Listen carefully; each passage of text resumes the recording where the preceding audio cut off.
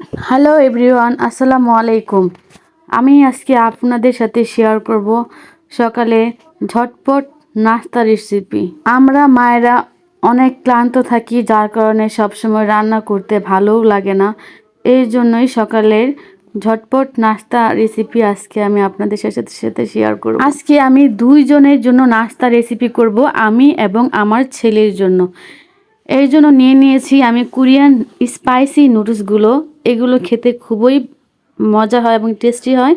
এটা মানে বেবিও খেতে পারবে, আপনিও খেতে পারবেন। এই জন্য আমি একটি পাতিল নিয়েছি এবং পাতিলের মতো পরিমাণ মতো পানি নিয়েছি এবং পানির মধ্যে কোরিয়ান নুডলস 2টি নিয়েছি, যেহেতু 2 প্যাকেট, আমরা যেহেতু 2 জন খাবো এই জন্য 2 প্যাকেট নিয়েছি।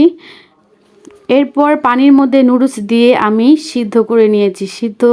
সিদ্ধ করতে হবে, সিদ্ধ না হলে কিন্তু আপনার বেবির পেট খারাপ হয়ে যেতে পারে। যখন এই পর্যায়ে চলে আসছে তখন আমি এখানে দিয়ে দিব নুডলসের মশলা। এই নুডলসের ইয়েটাই হচ্ছে মজাটাই হচ্ছে মশলা।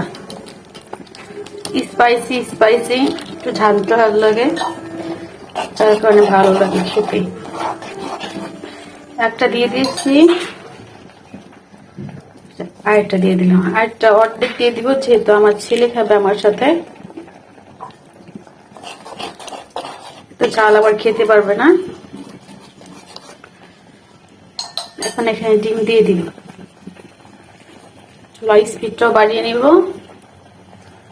ডিমটা তাড়াতাড়ি হয়ে যাবে। 2টা ডিম দিয়ে দিয়েছি 2 জনের জন্য। এটা হচ্ছে আজকে আমাদের সকালের নাস্তা। এভাবে বাসায় নুডলস ট্রাই করে দেখবেন, ভালো লাগবে।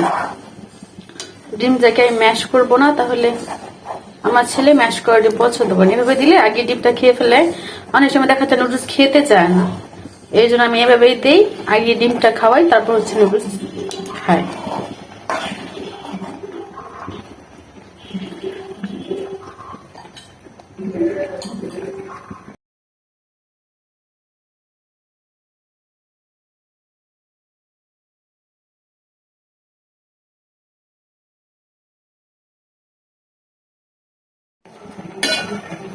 এই তো এখন আমার নুডলসটা হয়ে এসেছে, এখন উঠিয়ে নিব।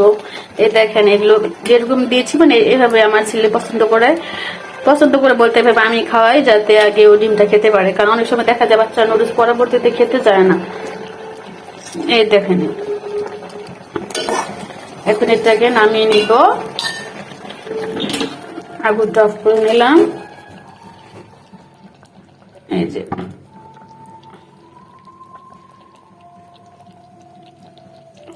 কেটে নিয়ে নিচ্ছি, এটা হচ্ছে ডিম। ওভারঅল আপনি এভাবে খেয়ে দেখবেন, অনেক ভালো লাগবে। বিশেষ করে এই নুডলসটা আমার কাছে অনেক ভালো লাগে। এই নুডলসটা আবার ছেলেও পছন্দ করে। ঝটপট সকালের জন্য ভালো নাস্তা।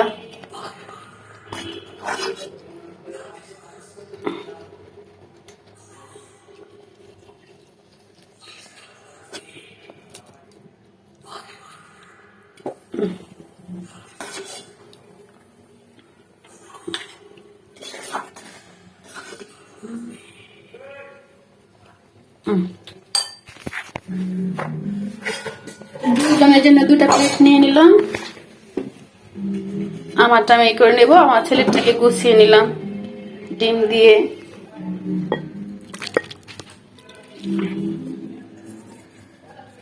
ছেলে একটু ঝুল কম খায়, কারণ ঝাল লাগবে, এই জন্য ওকে একটু ঝাল কম দিলাম। এই যে এটা হচ্ছে আমার, এটা হচ্ছে আমার ছেলের।